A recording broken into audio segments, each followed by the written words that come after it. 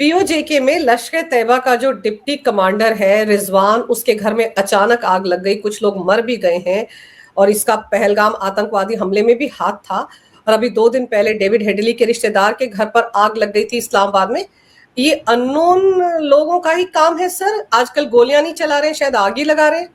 अंजू जी, ऐसा है कि ये जो रिजवान हनीफ है, ये डिप्टी चीफ था इसका लश्कर तोयबा का, और पीओजेके में रहता था। और इसका मेन काम था जो लश्कर और जैश और बाकी तंजीमें हैं उनका आपस में तालमेल रखना, कोऑर्डिनेशन रखना। कहाँ आजकल ये मिलकर हमला करते हैं ना, सारा इनकी एक ही वो यूनिफाइड कमांड है इनकी भी, जिस तरह हमारी होती थी बहुत साल पहले। तो दूसरा इसका पहलगाम से लिंक ये है कि जो अफगानी था ना, क्या हमजा अफगानी 3 में से एक वो था, तो उसकी शायद रिक्रूटमेंट, इसका उसको भर्ती करना, ये सारा इसी का कारकर्दगी थी। और तैयार करके भेजने में भी इनकी साजिश रहती है। तो ये जो 2 इंसिडेंट आप कह रही हैं, जो इसका घर हुआ वहाँ आग लगी है, और वहाँ सुना है कि इसकी वाइफ बेटी भी उसमें जिंदा ही जल गई है। तो वो भी इसको बड़ा झटका लगा है। सिर्फ घर नहीं गया, इसके 2 फैमिली मेंबर भी उसमें मारे गए। अभी तक वहाँ की एजेंसीज कहती हैं कि क्या कारण था आग लगने का, ये पता नहीं है। तो इसी तरह जो डेविड हेडली के जो रिश्तेदार का हुआ, वहाँ भी आग लगी अननोन कारणों से, और वहाँ भी काफ़ी डेथ्स हुई हैं।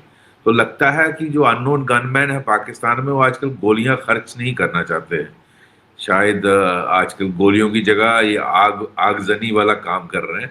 तो हो सकता है गोलियों की कमी हो गई हो, क्योंकि आजकल गोलियों की ज़रूरत बहुत जगह पड़ रही है। अब देखिए, ईरान में ज़रूरत है, इसराइल और यूएसए को ज़रूरत है, तो गोलियों की आजकल कमी चल रही है। तो लगता है गोलियों की कमी हो गई है जी। बिल्कुल सही सर, गोलियों की कमी होगी इसलिए ये रास्ता अपनाया जा रहा है, वरना बड़ा अजीबोगरीब इत्तेफाक है, दोनों घटनाएं अलग-अलग जगह हो रही हैं, लेकिन कम से कम वो जो पैटर्न है वो एक जैसा दिख रहा है। लेकिन सरकारी नौकरियों में भी अभी हाल ही में जम्मू कश्मीर के लेफ्टिनेंट गवर्नर ने 4-6 लोगों को नौकरियों से बर्खास्त किया है। उनके सीधे-सीधे रिश्ते आतंकवादी संगठनों से थे। जी, बिल्कुल। परसों मेरे ख्याल निकाला है 5 लोगों को, उसमें एक शायद फॉरेस्ट गार्ड है, एक असिस्टेंट लाइनमैन है, पब्लिक इसका पीडीडी का, एक टीचर है, एक शायद लैब असिस्टेंट है हेल्थ डिपार्टमेंट का। 5 लोगों को under section 311 B sub section C जो होता है, वो उसमें लेफ्टिनेंट गवर्नर या गवर्नर साहब को पावर होती है कि he can dispense with inquiry. Otherwise आपको किसी को भी जॉब से निकालना हो तो कानून ये है कि आपको एक inquiry, free and fair inquiry करनी होती है, और इंक्वायरी में अगर पाया जाए उसके खिलाफ तो उसको डिसमिस किया जाता है। लेकिन लेफ्टिनेंट गवर्नर और governor has the power to dispense with ये जो इंक्वायरी होती है, वो सेक्शन 311 में वो निकाल सकते हैं, डिसमिस कर। और पहले भी मोर देन 75 या कितने लोगों को निकाला है, आई थिंक 80 लोगों को। अभी ये 5 और निकाले, तो 85 लोगों को आज तक निकाला है। उसमें कुछ पॉलिटिकल लीडर कह रहे हैं कि कोर्ट के आर्डर के बगैर, ऐसा कुछ नहीं है, कोर्ट के आर्डर की जरूरत नहीं है।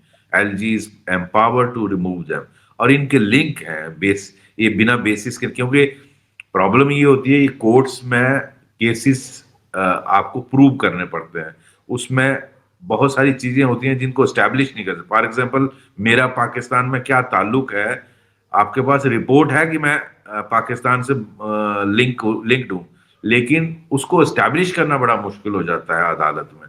तो ऐसा नहीं है कोई इनमें से इनोसेंट है, ऐसा कुछ नहीं। ये थारो इंक्वायरी के बाद जो हमारा एनआईए की पैटर्न पे एसआईए बना है, सीआईडी में हमारा इंटेलिजेंस विंग होता है, वो इनके बारे में पहले भी रिपोर्ट्स देता था, लेकिन पहले पॉलिटिकल गवर्नमेंट्स थी, उनको सूट नहीं करता था, वो डिसमिस नहीं करती। तो मतलब पुलिस की इन्वेस्टिगेशन में ये सब आता था कि इस आदमी का जैश ए मोहम्मद से या लश्कर तैयबा से या हिजबुल मुजाहिदीन से ये लिंक है फलाने फलाने आदमी के साथ, और ये उसको पार कराने में मदद किया है या उसको हथियार लाने में मदद किया है। लेकिन प्रूव करना मुश्किल हो जाता है।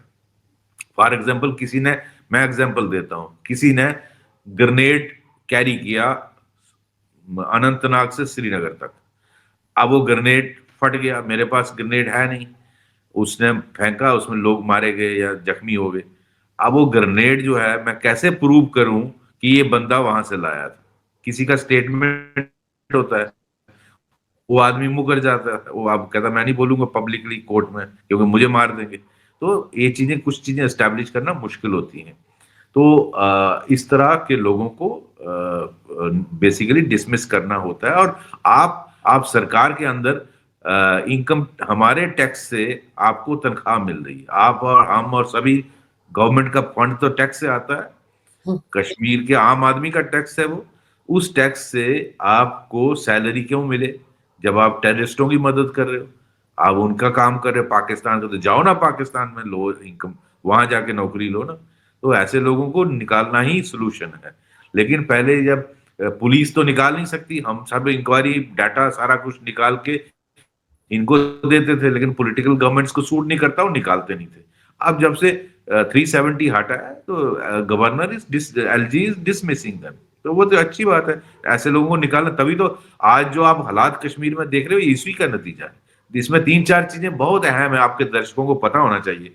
इनफैक्ट मुझे बहुत कम मौका मिलता है, मैं चूंकि इनकी अंदर से रग जानता हूं ना। हमारे बहुत सारे पुलिस में भी ऐसे लोग थे जो लिंक थे, हमने तो डिसमिस कर दिया क्योंकि पुलिस को पावर होती है। हमारे जो डिपार्टमेंटल सीनियर ऑफिसर्स होते हैं, वी कैन डिसमिस। मैंने अपने हाथ से कईयों को डिसमिस किया है, इस तरह मेरे बाकी कुलीग्स ने बहुत सारों को डिसमिस किया। लेकिन सिविल महकमे में चपरासी को भी नहीं निकालते थे। तो और सैकड़ों के नंबर में ये लोग इन्वॉल्व थे जो अंदर बैठ के इनकी मदद करते थे, और उनको अब निकालना किसने था? सिविल गवर्नमेंट, पॉलिटिकल गवर्नमेंट ने, वो नहीं निकालते थे। तो इस तरह ये चाहे डिफरेंट डिपार्टमेंट्स में बैठ के उनकी मदद करते, उनको आइडेंटिफाई करते थे, उनके बारे में डोजियर बनता था, वो जो डोजियर भेजा जाता था, लेकिन उस डोजियर पर कार्रवाई नहीं होती थी। तो ये एलजी साहब ठीक कर रहे हैं मेरे हिसाब से, इनको लोगों को निकालना ही चाहिए। 2-3 चीजों का बहुत असर हुआ है जो आज हालात आप देख रहे हैं कश्मीर में, हालात में जो सुधार आया है उसमें कोई और चीजें नहीं, ये 2-3 चीजें हैं। एक, गवर्नमेंट में जो बैठ के एनिमी की मदद करता है उसको उसको दूसरे दिन दफा किया जाता।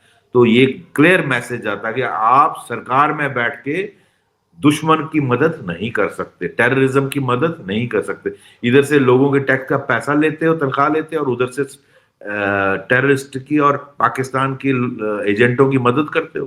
तो एक ही है। दूसरा, जिसका ज्यादा असर हुआ, जहां जिसके घर में ड्रग्स मिलती है, या जो टेररिस्टों को पनाह देता है, शेल्टर देता है, उसका घर कोई सील कर दिया जाए, अटैच कर दिया जाता है। ये पहले नहीं होता था। इसका बहुत असर, क्योंकि घर आदमी की सारी उम्र की कमाई होती है। तो अगर आपका गाड़ी अटैच हो गया तो आप तो पैदल सड़क पे हो गए। तो इसका बड़ा डेटरेंस। तीसरा, जो एनआईए को लाया गया इन्वेस्टिगेशन, जहां जहां केसेस होते थे, तो अब एनआईए की इन्वॉल्वमेंट से, क्योंकि लोकल पुलिस पर लोकल प्रेशर आ जाता था, तो एनआईए जो है, और हमारा स्टेट में भी एसआईए बनाया जो उनकी मदद भी करता है और अपने इंडिपेंडेंट केसेस भी करता है। तो उससे केसेस को लॉजिकल कंक्लूजन में लाया